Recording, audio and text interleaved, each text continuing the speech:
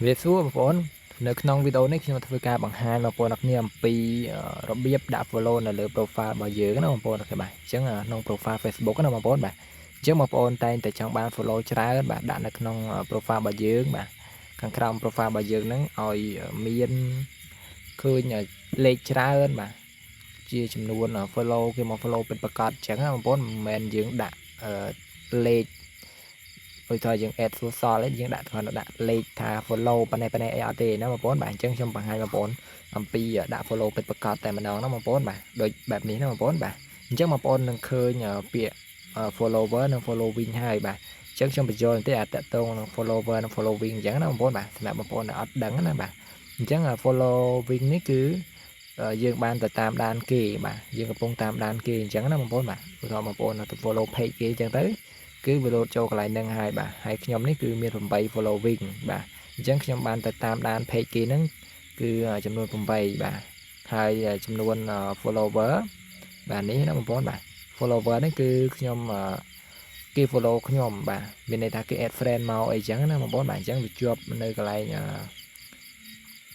follower ហ្នឹងទៅណាបងប្អូនបាទអញ្ចឹងខ្ញុំបង្ហាញបងប្អូនអំពីរបៀបដាក់ follower ហ្នឹងឲ្យឃើញច្រើនបាទអញ្ចឹងមិនជាការ add friend មកណាបាទអញ្ចឹងគេដាក់ទៅគេមកចុច follow របស់យើងណាបងប្អូនអូខេបាទអញ្ចឹងកុំឲ្យខាតពេលយូរខ្ញុំធ្វើការបង្ហាញបងប្អូនតែម្ដងណាបងប្អូនអូខេបាទអញ្ចឹងការធ្វើនេះគឺយើងធ្វើនៅក្នុង website ណាបងប្អូនអូខេបាទអញ្ចឹងបងប្អូនចូលក្នុង Chrome បងប្អូនសរសេរពាក្យថាខ្មែរ MM ដូចខ្ញុំបានបង្ហាញនេះបងប្អូនបាទអញ្ចឹងបងប្អូនសរសេរពាក្យថាខ្មែរដក clear មក smm.com មកបងប្អូននឹងឃើញ website ខ្មែរ MM ហើយបាទឬមកបងប្អូនសរសេរថាខ្មែរ MM មកបងប្អូននឹងឃើញ website នៅខាងលើគេហើយណាបងប្អូនអ្នកគ្នាបាទអញ្ចឹងបងប្អូនចុះឈ្មោះទៅណាបាទចុះឈ្មោះឲ្យបងប្អូនដាក់លុយចូលទៅបាទហើយការដាក់លុយហ្នឹងគឺ50សេនក៏បានដែរណាបងប្អូនបាទយើងអាចដាក់តាម ABA AC Wing អីក៏បានដែរអញ្ចឹងណាបងប្អូនអូខេបាទហើយការដាក់នេះគឺគ្រាន់តែ scan QR code ទេបាទ scan QR code ទៅគឺយើងដាក់តែម្ដងណាបងប្អូនបាទអញ្ចឹងក៏មានវីដេអូបង្រៀនបងប្អូនដែរណាបងប្អូនបាទអញ្ចឹងបងប្អូនខ្ញុំសូមចាប់ផ្ដើមតែម្ដងបងប្អូនអូខេបាទពេលដែលបងប្អូនដាក់លុយចុះឈ្មោះអីរួចអស់ហើយគឺបងប្អូនអាចធ្វើតាមវីដេអូនេះបានណាបងប្អូនបាទអញ្ចឹងបងប្អូនអូសទៅលើបងប្អូនសេជាស្រ័យបាទបងប្អូនចុចនៅកន្លែង category នេះបងប្អូនអូខេបាទ category ហ្នឹងបងប្អូនចុចលើនឹងមកបាទអញ្ចឹងបងប្អូននឹងឃើញសេវាកម្ម Facebook អីច្រើនបាទច្រើនមែនតើណាបងប្អូនអូខេបាទតែក្នុងវីដេអូនេះខ្ញុំបង្ហាញតទៅនឹងដាក់ follow ទៅលើ profile របស់យើងណាបងប្អូនបាទអញ្ចឹងបងប្អូនឃើញពាក្យថា Facebook profile follower បងប្អូនអូខេបាទអញ្ចឹងបងប្អូនចុចទៅលើនឹងមកបាទចុចលើនឹងមកបងប្អូនអូខេបាទចុចកន្លែង service នេះបន្តទៀតណាបងប្អូនបាទចុចលើ category ឲ្យបងប្អូនចុចលើ service ម្ដងណាបងប្អូនបាទអញ្ចឹងបងប្អូនអាចជ្រើសរើសសេវាកម្មណាមួយដែលបងប្អូនគិតថាល្អអញ្ចឹងណាបងប្អូនអូខេបាទអញ្ចឹងបងប្អូនអាចចុចលើឧទាហរណ៍ចុចលើសេវាកម្មនេះបាទអញ្ចឹងគឺតម្លៃវាខ្ពស់ណាបងប្អូនអូខេបាទ$3ជាងសម្រាប់ 1K តែសេវាកម្មផ្សេងទៀតគឺមានតម្លៃគ្រាន់យើងទទួលយកបានបាទ83សេនអីចឹងណាបងប្អូនបាទនេះបាទអញ្ចឹងបងប្អូនចុចលើនឹងមកហើយបងប្អូននឹងឃើញថាជាម៉ោងអីចេះបាទ average time ណាបងប្អូនអូខេបាទអញ្ចឹងបងប្អូនមើលបានកន្លែងហ្នឹងគឺ average time វា13ម៉ោង13នាទីណាបងប្អូនបាទអញ្ចឹងពេលបងប្អូនបញ្ជាទិញឲ្យប្រហែលជា13ម៉ោង14ម៉ោងអីគឺបងប្អូនទទួលបានលទ្ធផលហើយបាទអូយវាចេញអីបងប្អូនគ្នាបាទជាស្រ័យខ្ញុំសូម refresh ឡើងវិញបាទអញ្ចឹងខ្ញុំចុចទៅលើនឹងដែរបងប្អូនគ្នាបាទជាស្រ័យផងមិនមែន load error ស្អីទេបាទអញ្ចឹងដល់កន្លែងហ្នឹងបងប្អូនបាទអញ្ចឹងនេះ13ម៉ោងអញ្ចឹងមានន័យថាពេលយើងបញ្ជាទិញទៅគឺ13ម៉ោង14ម៉ោងគឺយើងទទួលបានលទ្ធផលណាបងប្អូនអូខេបាទតែយើងអាចរើសសេវាកម្មផ្សេងដែលមានម៉ោងតិចជាងនេះបាទដើម្បីឲ្យយើងឆាប់ទទួលបានលទ្ធផលអញ្ចឹងណាបងប្អូនបាទអញ្ចឹងខ្ញុំសាករើសសេវាកម្មក្រោមនេះដើម្បីមានតម្លៃគឺតែ57សេនទេណាបងប្អូនបាទអញ្ចឹងចុចលើនឹងមកបាទអញ្ចឹងសេវាកម្មនេះគឺវាមាន break time 1ម៉ោង5នាទីណាបងប្អូនអូខេបាទអញ្ចឹងប្រហែលជាបងប្អូនទិញក្រោយពីការបញ្ជាទិញរបស់យើងណាប្រហែលជា1ម៉ោង5នាទីបាទ1ម៉ោង2ម៉ោងគឺយើងទទួលបាន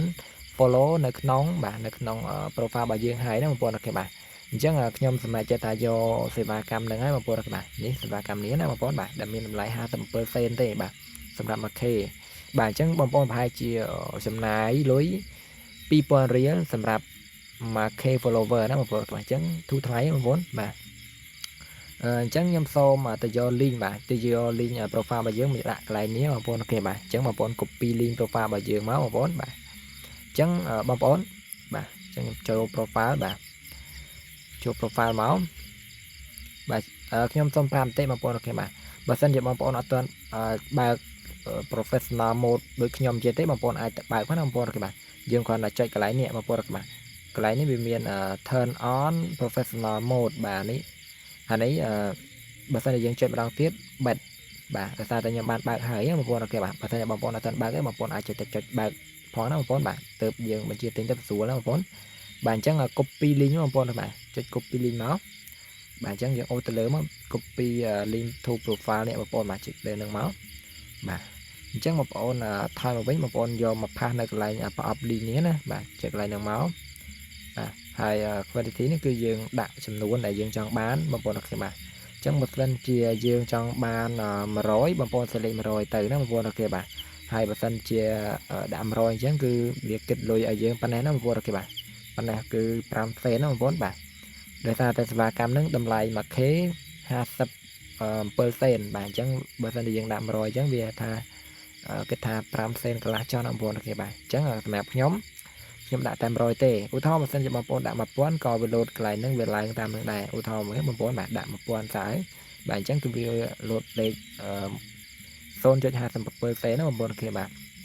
តែសម្រាប់ខ្ញុំដាក់តែ100ទេណាបងប្អូនអូខេបាទអញ្ចឹងអស់5 សេនកន្លះចុះណាបងប្អូន